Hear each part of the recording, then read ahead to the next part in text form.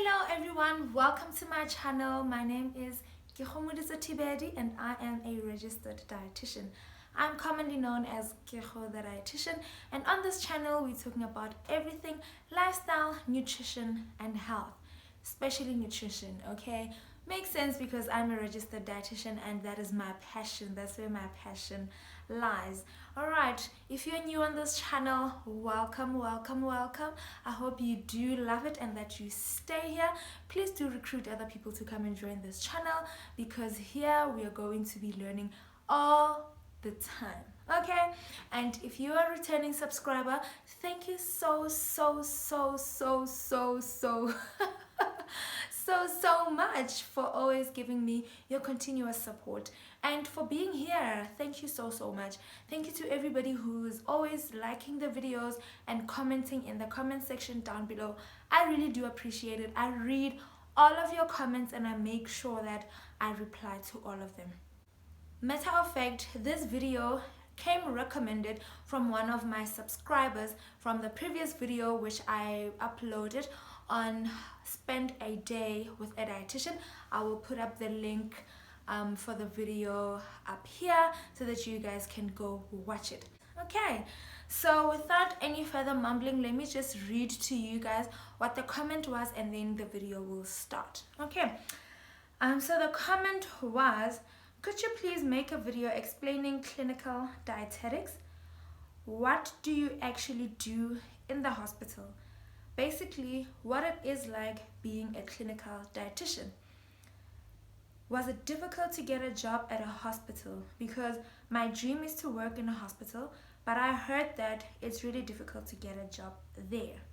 Right, thank you so much for this question, and this brings us to this video, which is basically about what it is like being or working as a clinical dietitian. If you guys can remember, I did a video explaining what dietitians do, okay? So in that video, I do explain the different legs that dietitians can be working at, which clinical is one of them. So dietitians working in a hospital. If you want to know other sectors that dietitians work in, please do give that video a watch. I'm gonna also link it up here so that you can see which other places a dietitian can work at. Okay, now I received this question with a warm heart because actually at the moment I'm working as a clinical dietitian. I'm working at a hospital, so therefore I'm going to give you very current information about what I do and where I actually work.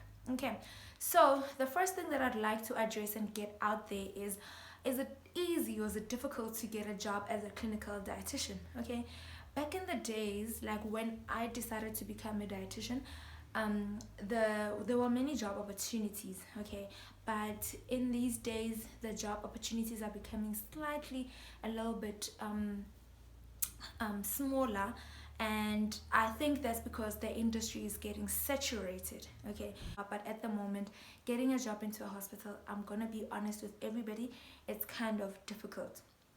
When I got a job, I came in doing my community service, and luckily when I came in, there was one spot for a permanent dietitian that was needed, and at that time it was the two of us who was doing community service at the same hospital, and there were still other dietitians that didn't get posts from the previous year and even on our same year that came to those interviews, that were shortlisted for those interviews. But through the grace of God, I was able to get the job at my hospital. So to answer that question, yes, in these days it is quite difficult to get a job as a clinical dietitian, but that does not mean that it's impossible. You can get it, and depending where you are in the country as well, you can get a job as a clinical dietitian.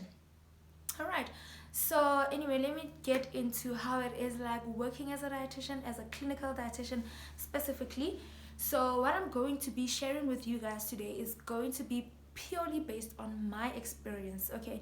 People have different experiences, so they can differ to what I'm going to say, but this is purely based on my experience, and I've been working as a clinical dietitian for 3 years now, so it's limited and it's based on that. So please don't take this as like this is entirely what it is, and this is what it can be like. It's just literally from my own experience. All right. So working as a clinical dietitian, right, in the hospital. First of all, I'd like to mention that there's different levels of hospitals. So you get a level 1, level 2, and level 3 hospital. Okay, so level 1 is a district hospital, and then your level 3 is your tertiary hospital. So depending on where you are, there's different tasks that you are required to be doing. Okay, so level 1 hospital is a district hospital where most of our referrals come from the clinic setting, which is our primary health sector. All right, and in a level 1 hospital, we don't do advanced surgeries and we don't treat advanced conditions. Okay, things like your cancer, third degree deep burns, renal units, we don't have that kind of thing. So obviously then our responsibilities are going to be based on what we do treat in the hospital and what we do see in the hospital. Whereas in a tertiary hospital, they do all those advanced surgeries, they see all those chronic conditions and they treat them. So therefore their responsibilities compared to level 1 clinical dietitian responsibilities are different. Okay, so I work in a district hospital, which is a level 1 hospital. So what I'm going to be sharing with you guys is based on the level of hospital that I work with, but I do know what tertiary dietitians do, so I will touch base on that as I remember going forward. Okay, so as a clinical dietitian working in the hospital, we do ward work. So that is, we work in different wards. So we have the pediatric ward, we have our high care and ICU, we have our medical wards, which is mainly treating intensive medicine, and that is divided also into male and female wards. And now at the moment we also have a COVID ward specifically, and then we do have a surgical ward and a step down ward. Okay, so a step down ward is like a day ward basically for patients who just to monitor them before they get discharged. Most of them are very stable and are just waiting for to be monitored just for a little while before they get discharged. All right, it's like kind of like a short stay ward for adult patients. So in our pediatric ward, it is divided into two. We have our neonatal ward and our pediatrics. In the neonatal ward, we basically treat neonates, which is newborn babies, and premature babies. All right, so basically from the labor ward, if there's any complications with the child, they go straight to the neonatal ward. In the neonatal ward, we have our neonatal ICU and we have our neonatal high care, or our phototherapy room, which we call the PTR room. Okay, so now here we have small babies. Okay, so now in the neonatal ward, the responsibilities of a dietitian becomes working out the requirements of the babies, whether they are premature or they are born normal term, but whether they have respiratory distress syndrome, NEC, which is necrotizing enterocolitis. Like there's different conditions that we treat in the neonatal ward. Okay, so basically what we do there is we help the moms to stimulate breastfeeding. So we give them breast milk stimulation techniques, those moms who are struggling with breast milk, because sometimes breast milk will not come out in the first day of life or in the first few hours of giving birth. So what happens is that while the breast milk is taking long, then dietitians will be there for the moms, help them with different techniques to help them to get their breast milk coming out quickly. If it's not happening in a few hours, then we also do supplementations for the mom. So we give supplements for the mom that's going to help to boost the breast milk production in the moms. We also do latching and help the moms with the positioning of the baby and suckling.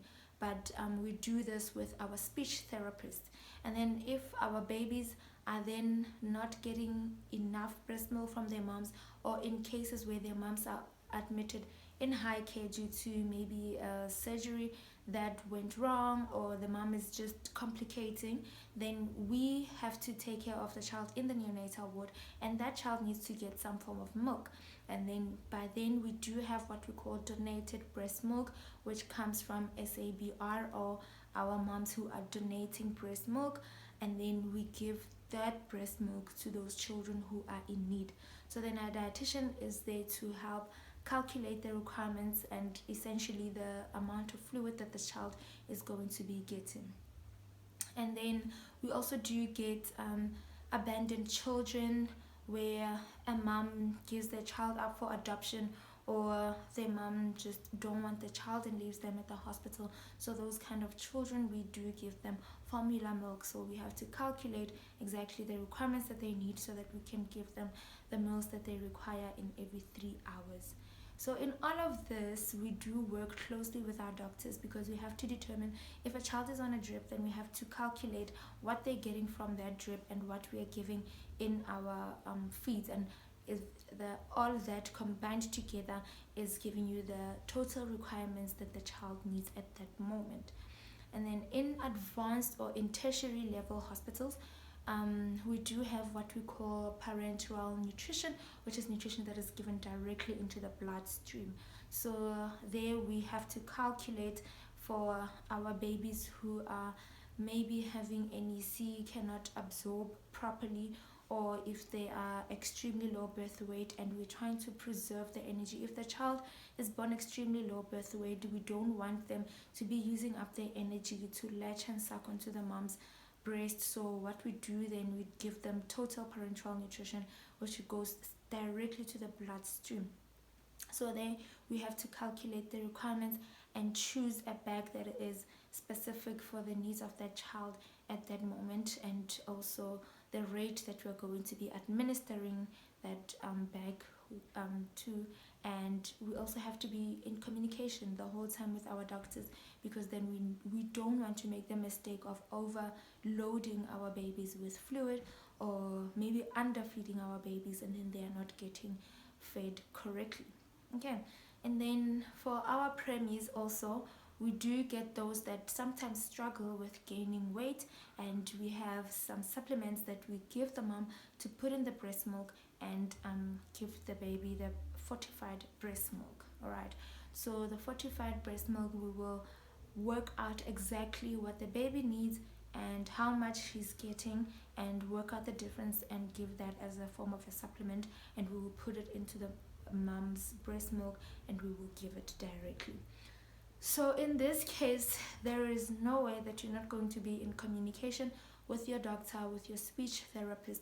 We work closely together, and also with our nurses. We work closely together. In fact, in my hospital, we do have a WhatsApp group where we communicate constantly on the treatment of the little ones. All right. And then we go to the pediatrics ward. In the pediatrics ward, we have a little bigger children, a little bit bigger children.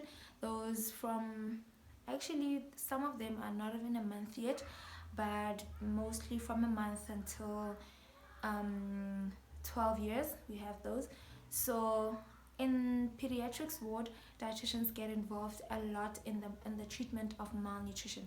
So malnutrition, we have severely acute malnutrition, which we call SAM, and we have moderately acute malnutrition, which we call MAM. So the treatment of these children include dietitians very closely. So we have to calculate their requirements, we have to calculate the meals that they're going to be getting, and also decide on which feed that we are going to be giving the children.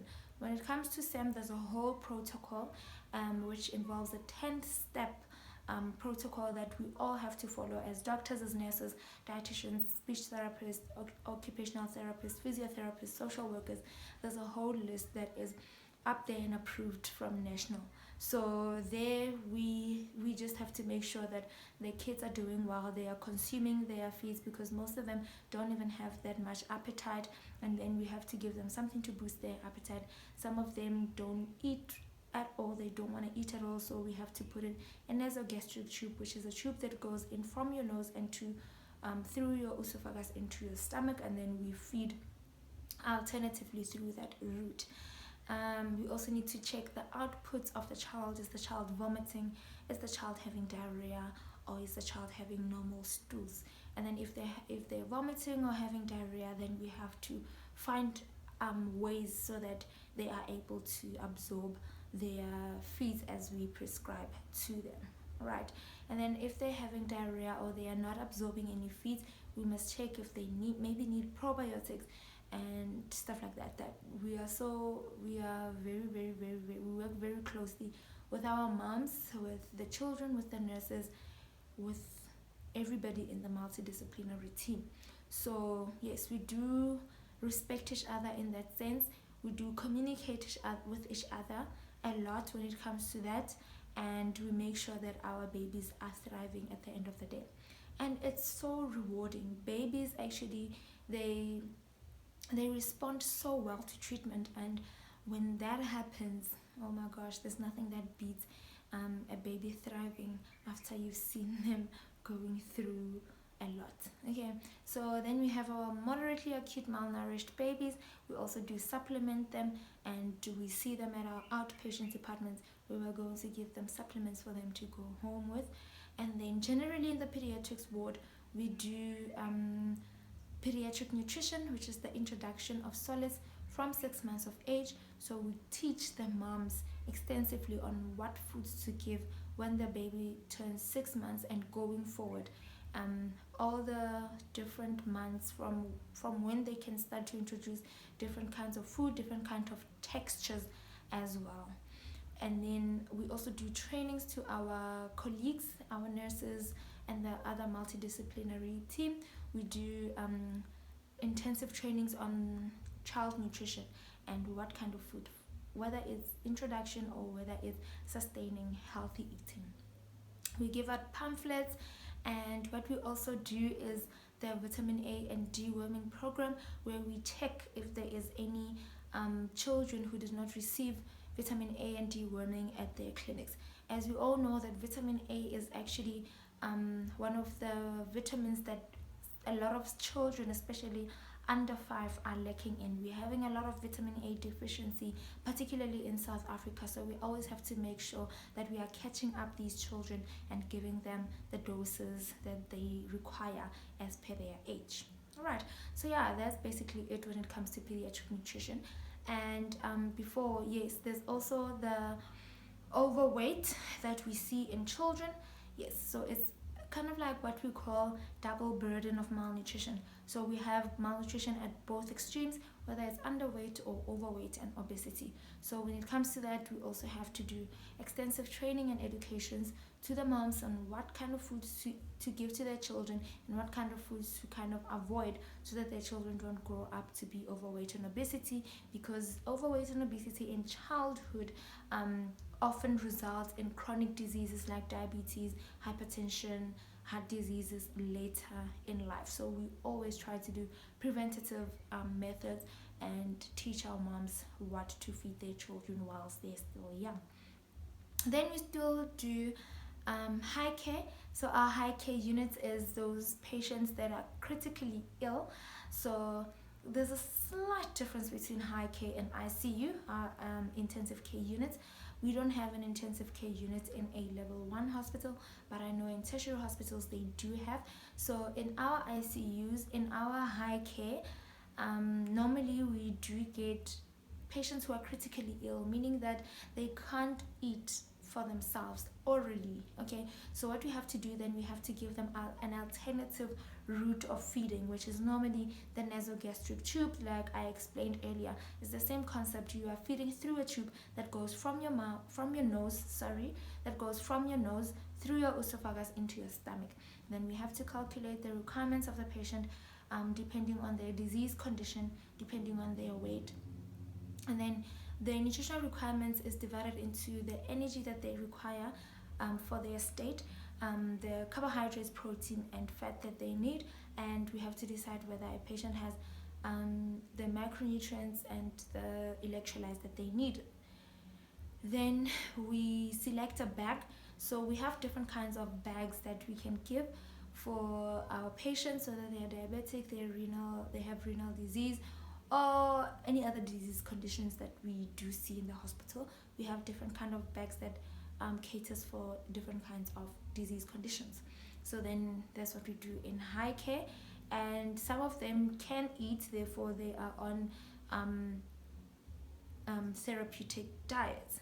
So in our medical and surgical wards, we have the same concept. If a patient cannot eat orally, then we put them on the NGT, or the nasogastric tube. Okay, so the same principle happens as what we do in the high care setting. So another thing that we do is put our patients who are able to eat orally on therapeutic diets. So therapeutic diets are specific for certain disease conditions. For example, a diabetic patient is allowed to eat certain things and not allowed to eat certain things, and we do have that for every other disease condition, like hypertensive patients, like CCF patients, renal patients, all those cancer patients. We know what kind of food they need, what kind of therapeutic feedings they need, and therefore every morning we have to go there, screen each patient, and make sure that we are putting them on the correct diet. Then there's other patients who are able to eat orally, but maybe sometimes they're not able to finish all their foods. So what we then have to do is supplement them so that we can get to the requirements that they actually do need for them to eat well and to live well. Okay, so whatever gap that we see while calculating our feeds, we will give them as an additional supplement that the patient will be on until they are able to actually eat their food and finish all the plate, or everything that is on the plate. Okay, then we also work in the OPD, which is our outpatients department. So there we see most of the patients that we saw in the ward, and those that are discharged from the ward and that still need to be monitored by dietitians. So there we book them a date, we consult with them individually, one-on-one, put them on a scale, calculate everything, give them meal plans, give them supplementation if they qualify to get supplementation, and all of that kind of thing. So we do also work in the outpatients department. Another sector that we do work in as dietitians in the hospital is our food service. So obviously there's a kitchen in the hospital, so the menus that are designed there needs to be overseen by a dietitian.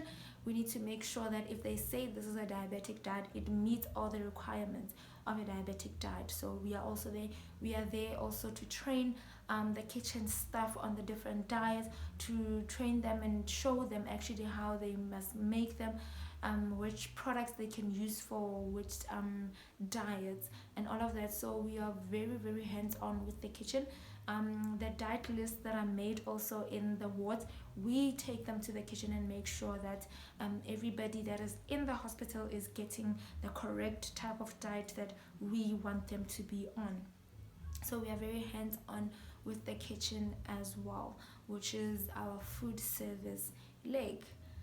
So yes, all in all, that is basically, if I didn't touch on anything, dietitians that are working in a clinical hospital, in a clinical setting, or in a hospital, please do comment down below so that everybody actually gets to know and understand what dietitians do in the hospital. I think I've touched base on like the most important things that we do work, or that we do as dietitians in the hospital. All right, yes, we also do trainings and health talks to patients and to our fellow colleagues, so that's also part of our work. All right, so all in all, I would just like to say in closing that we work well with everybody in the hospital as a multidisciplinary team, and we get the respect that we need, because remember, in a multidisciplinary team, everybody has a role to play. And where I work, I've actually, in the 3 years that I've worked in this hospital, I've never been looked down upon or felt like I don't belong or anything. And anyway, I literally uphold myself as someone who knows the work that they're doing, and I get the respect for that. And I think like as professionals we need to do that, you know, especially as a dietitian, because what we see out here is that we have a lot of nutritionists, so people who claim to know nutrition, and they give people advice that is not even science based, you know. So for that, as dietitians, we really need to stand our ground, and because of that, we make sure that we are seen in spaces that we need to be seen at, and we make sure that we deliver on the work that we are supposed to be doing. So yes, being a dietitian in the hospital is very exciting for me. It's still exciting even at this point. It's so versatile. Like you walk into the ward and you don't even know what to expect. And when you see your treatment working, I mean, I've said it before, there's nothing as rewarding as that. And I feel like in my third year working as a dietitian, I still want to go for more years because it's so fulfilling. And I love every single day of my days at work. Okay, I'm not even overselling it, and you need to go into dietetics and go into clinical dietetics specifically, knowing that it is your passion. It's something that you really love to do, because some of the conditions that you'll have to be facing is yeah. It can be challenging, I don't want to lie, it can be challenging, but for the most part of it, I really do enjoy it. And I really do enjoy working with all the different multidisciplinary team members. Sometimes it gets hectic, and you know, we have to sit down and talk and get a game plan going. And yeah, at the end of the day, we really do strive to do our best. And with dietitians on board, we really do see also our impact in the multidisciplinary team. Okay, my loves, that's it for this video. If you have any more questions, please do post them in the comments section, and please do share this video. I know that I've given my heart and lungs for this video. Please do share it with everybody that will be interested in seeing it. Like the video and comment down below. Thank you so much for watching until this point. Don't forget to subscribe, and I'll see you on my next video. Love you guys. Bye.